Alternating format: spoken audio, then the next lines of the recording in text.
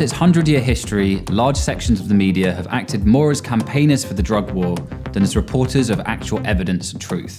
And this isn't just about ridiculous drugsploitation movies. America's public enemy number one is drug abuse. When Richard Nixon first declared his war on drugs in 1970, he explicitly asked American news networks to warn our youth constantly against the dangers of drugs. When Reagan wanted to ramp up the drug war in the 80s, he claimed that the newsrooms of our media centers have a special opportunity to send alarm signals across the nation. And all too often, newspapers and networks were happy to oblige, because scare stories around drugs generate newspaper sales and drive online traffic. The media has a drug problem, and we need to stage an intervention.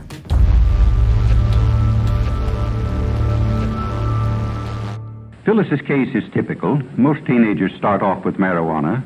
Then they decide to see if heroin has any kick. It does. One of the great myths of the war on drugs is the idea that cannabis acts as a gateway drug. These claims have been parroted by media outlets for decades. That something in weed makes people more likely to try potentially dangerous addictive drugs like cocaine or heroin. This idea has been kicking about since the 1930s, but was really popularized in the 70s by people like Robert DuPont, Richard Nixon's drug czar, who declared that marijuana was actually the most dangerous drug threatening America. Tonight in our Marijuana 101 series, we ask if marijuana is a gateway drug. Now, many believe that smoking pot actually leads to using harder substances. The problem with all this is that the entire gateway drug theory has been pretty much completely debunked by the scientific community. The majority of people who try cocaine have smoked marijuana before. That is true. But the fact is, the majority of people who have done marijuana do not go on to use heroin or cocaine. So we can say the majority of people who have done heroin, they've also done milk. They've also brushed their teeth. What we have is a confusion between correlation and causation. In fact, one could probably take this argument further and suggest that the reason so many people who use harder drugs have also used cannabis is the simple fact that all drugs are illegal. Basically, if you go buy some weed from your dealer, they might also try to sell you cocaine, MDMA, or ketamine. If these products were legal and you bought them all at different places, that crossover would probably never even occur. Which means maybe the real gateway might just be the war on drugs itself. In 1986, Len Bias was a rising star of college basketball. He'd just been signed to the NBA and went out with friends to celebrate. That night, he died of a heart attack. This caused a media frenzy, with the press blaming his death on a mysterious new drug apparently sweeping across America, called crack.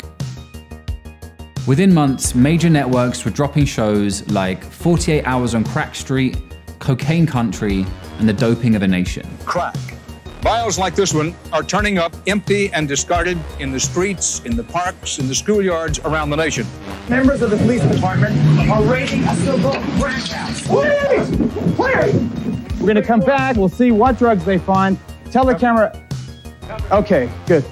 Newspapers were flooded with stories of a nationwide crack epidemic, but there were big problems with this narrative. First of all, crack wasn't a new drug. It was just cocaine that you can smoke. And Bias hadn't actually smoked crack. He'd accidentally ingested several grams of powder cocaine in a drink.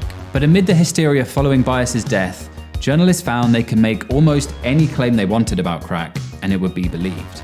There was never more than 3 or 4% of the population generally that was using crack on a regular basis, even at the height of the quote-unquote epidemic. It was never that pervasive.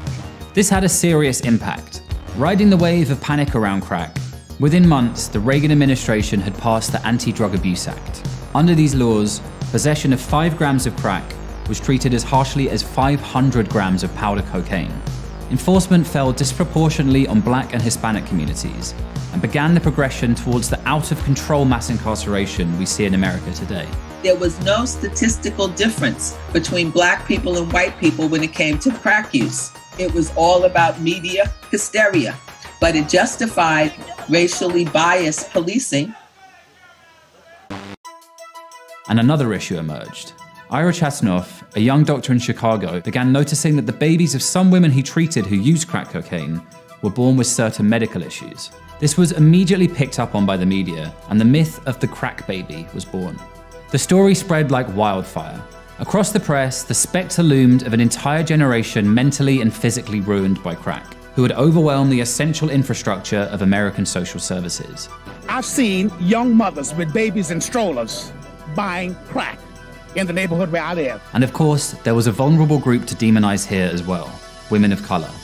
He went after women who supposedly used cocaine during pregnancy because we said that these children would not be able to learn properly. They would be a burden on society because of the damage done by their mothers having used crack during their pregnancy. Laws started getting passed that meant pregnant women who used drugs could be prosecuted for child abuse, drug dealing, and even manslaughter. Once again, primarily affecting women of color. The claims here proved vastly overstated, if not completely untrue. No generation of blighted crack babies actually emerged to overwhelm the medical and educational systems. In fact, most of the symptoms from the original study were actually found to be caused by the babies being born prematurely. Those premature births were often the result of poverty, instability, and criminalization. Once again, the root problem might well have been the war on drugs itself. Later in the 1980s, a new type of dance music culture swept across the UK, as thousands of people gathered in fields to party to acid house music, largely fueled by their favourite new drug, ecstasy. Years later, Kelvin Mackenzie, editor of The Sun newspaper at the time, openly admitted to making stories up around ecstasy and the assumption that when it came to drugs, he could print anything, no matter how wild or ridiculous, and it would be believed. Yeah, there was a desire for kind of shocking drug stories which would work on two levels really, appeal to younger readers who would go, oh look at this, there's a story about tablets this week, and then to their parents who would go, wow, this is shocking. This has been a dynamic of tabloid moral panics for decades, whipping up fear around new drug cultures while simultaneously glamorizing them to increase sales. In 1989, reporters from The Sun infiltrated a massive rave in Berkshire, where the organisers had set up little bits of tinfoil to fall from the ceiling like confetti, so it would reflect their light show, which must have been very pretty. But The Sun reported that these bits of foil were in fact wrappers for this terrifying new drug, ecstasy. Of course, wrappers for ecstasy pills isn't the most outrageous drug lie of all time. But it's wild to hear a journalist be so open about the sort of misinformation they peddled when it came to drugs. There's a whole culture of faking stories for tabloid newspapers. I remember thinking what would make a good story would be to link the sale of ecstasy tablets to a football tournament, which was Euro 96 at the time. So I got some ecstasy tablets and I asked a mate of mine to paint some Euro 96 logos on the tablets, and then presented them to the paper as these branded ecstasy tablets, which was for sale to football hooligans. There's also a point at which these failures stop being just a bit of tabloid fun and become something much more serious. In 1995, an 18-year-old girl named Leah Betts died after taking ecstasy. The press seized on this tragedy, using it to create a sense of national crisis. Her death was being used to sell papers. It was a good story for tabloid papers, but it was also a good story for middle market papers like the Daily Mail and the Mail on Sunday, because the narrative was the ecstasy. Posters started popping up around Britain carrying the slogan, "Just one ecstasy tablet took Leah Betts," created by ad agencies whose major clients included alcohol companies who saw rave culture as a threat. It later emerged that it wasn't actually the MDMA that killed Leah Betts. It was that she drank too much water after taking it and her system collapsed. But aside from the basic inaccuracy, the incident highlights a major problem in how drugs are reported. Multiple studies have shown that almost every single ecstasy death gets extensive media coverage, compared to a tiny proportion of deaths related to alcohol and other drugs. News sites have a morbid certainty that stories about pills generate interest in a way that alcohol stories just don't, especially when those stories involve the death of young people, and particularly young women. Unfortunately, what this does is create a broader sense in society that MDMA is vastly more harmful and dangerous than booze, which it isn't. In fact, the evidence shows that when used carefully, ecstasy is considerably safer than alcohol, but you'd never know that from looking at the news. At the time, it fell to the anarchist band Chumbawamba to put up their own series of posters to try and counteract the misinformation around Leah Betts. We took The original poster, which was a picture of Leah Betts, and it just said sorted. What we did is we just changed the word sorted to distorted. Using the word distorted seemed like a very relevant choice of word because the media were distorting the truth about why Leah Betts had died and how safe or unsafe the drug was. In the summer of 2018, reports started flooding the British media of a deadly new drug terrorising the city of Stoke-on-Trent. This had all the hallmarks of a classic, hyped-up drug scare. First off, they gave the substance a catchy new name, monkey dust. Then they claimed that this new drug turned its users into murderous psychopaths with superhuman strength. But this drug wasn't new at all. It was a synthetic cathinone, like most other so-called bath salts, and had been around for a few years. And most of the lurid reports of psychotic ultraviolence were wildly inaccurate.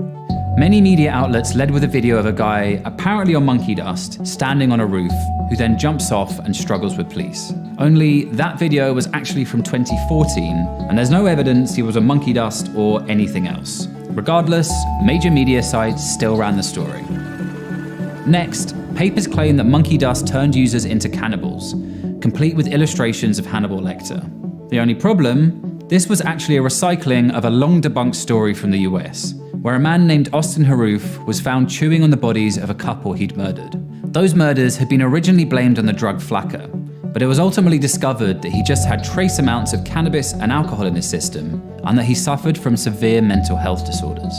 Again and again, media reports describe monkey dust as an epidemic, turning users into zombies with superhuman strength like the Incredible Hulk, and describing Stoke-on-Trent as a scene from the Night of the Living Dead. None of these claims were properly interrogated or put into context. They were simply published under the old rule of thumb that when it comes to drugs, you can say pretty much anything you want as long as you make it sound scary enough. And though news sites doing a bit of sensationalist reporting for clicks might not sound like a big deal, there's a really serious problem here.